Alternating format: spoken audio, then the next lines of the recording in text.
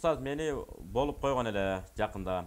Анан чалсам мен ушундай бир бала менен сүйлөшөт элем. Азыр да сүйлөшөмүн деп айткан. Ошого болду сени албаймын десем мен күнөөкөр болбоймунбу? Устаз ушул суроомо жооп берип коюңузчу. Бул жерде бала жөнүндө баратып, кыз жөнүндө баратып, бала жака өтүп кеткенде да суроомда туңгуйук сыяктуу болуп калыптыр.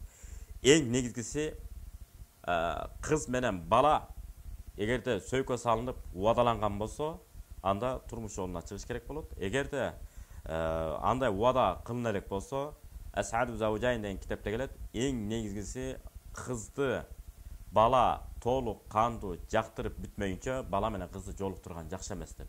Себеби деген экөөнү жолуктургандан кийин бала мага жакпайт деп койсо, эртеңки күнү кыздын көңүлү сынып калышы мүмкүн. Ошон үчүн кыз баланы кырк жерден тыюу дейт.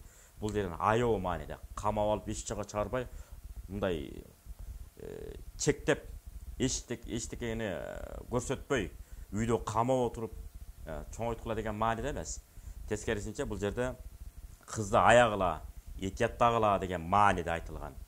Себеби дегенде мына мусулманчылыкта айтып атпайбы? Биринчи кимге жакшылык кыл десе, баласы келип сурап атса, энеңе деп анан төртүнчүсүнөн кийин атаңа деген. Мына ошондуктан мусулманчылыкта аял затын өйдө көтөрүп бийик карайт, этияттап, аяр мамиле кылыш керек. Бала сүрүштүрүп бүтүп, кыз мынабыз мага жакты, мында билими бар экен, менин билимим мындай, экөөбүз ушул жана мүнөздөрүбүз төп келет экен. Мен чечтим, эгер макул десе мен ушул кызды алам деп, анан жуучуп барыш керек.